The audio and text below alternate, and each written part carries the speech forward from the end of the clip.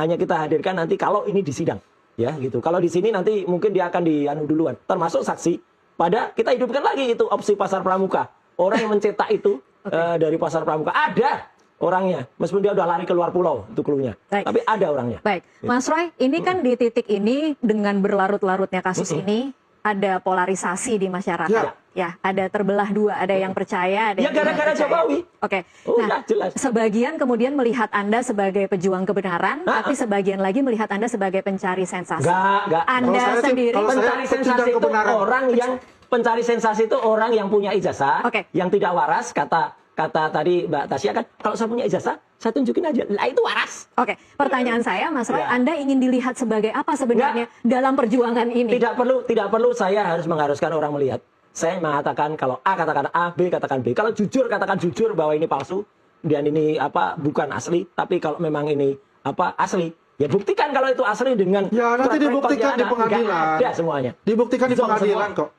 Jadi kita buktikan itu pasti di pengadilan itu tangan, semua itu akan terbukti. Semua data-data sudah ada semua. Ini sepanjang kasus ini tidak pernah ada upaya untuk bertemu secara di luar kasus kalau kita kan udah yakin kalau ini memang 99,9% palsu. Kalau memang mau ketemu, pastikan ini ngakuin dia kalau ini palsu. Udah. Tasa kalau kau tanyakan apakah dia mau ketemu, dari dulu nggak bakal ketemu untuk kita. Oh memang. Karena kita itu nggak masalah karena posisi kita itu adalah yang difitnah untuk masalah ijazah. Pak Andi, Anda melihatnya ini motifnya apa sih sebenarnya kalau ini adalah kalau ini fitnah tuh kenapa mencari kebenaran dan mencari kejujuran? Itu adalah sakit hati. Sakit hati karena ini kan punya hubungan baik sebelumnya. Ini udah kayak kakak adik ini. Iya, tapi dia memang yang begitu. Ya kan? Dia mengakui itu untuk itu ya. Tapi masalahnya adalah kalau kita lihat ya dan rata-rata semua ini mempunyai itulah.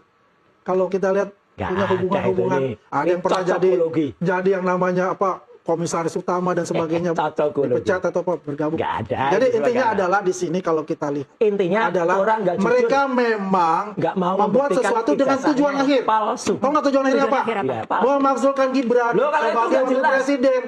Itu tujuan akhirnya. Artinya sekarang bukan proses hukum yang ada, yang sekarang adalah ditunggangi oleh unsur-unsur selain kebencian adalah unsur-unsur politik. Apa politiknya? Ingin memakzulkan Gibran. Untuk itu sampai tetes darah penghabisan kita akan lawan itu. Kalau itu lebih bohong lagi. Itu jelas-jelas malah curang pada pendidikan yang Mas Roy, ini tidak terpungkiri bahwa motif seperti ini kemudian memang dipahami oleh publik. Bagaimana Anda menjawabnya? Ya, kalau itu kompensasi atau realita dari konsekuensi dari apa yang ada. Kompensasinya dia memang harus makzul.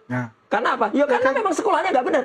Masa ada sekolah SMA kelas 1, kelas 2 nggak punya kelas 3 dan ini dikatakan oleh kita sudah bahas. Kalau kita bisa bahas itu tidak bisa di sini. Dan ini udah jelas kalau ambil segmen tentu saya akan bongkar masalah bagaimana struktur pendidikan. Jadi ini sebenarnya memang bukan masalah ijazah.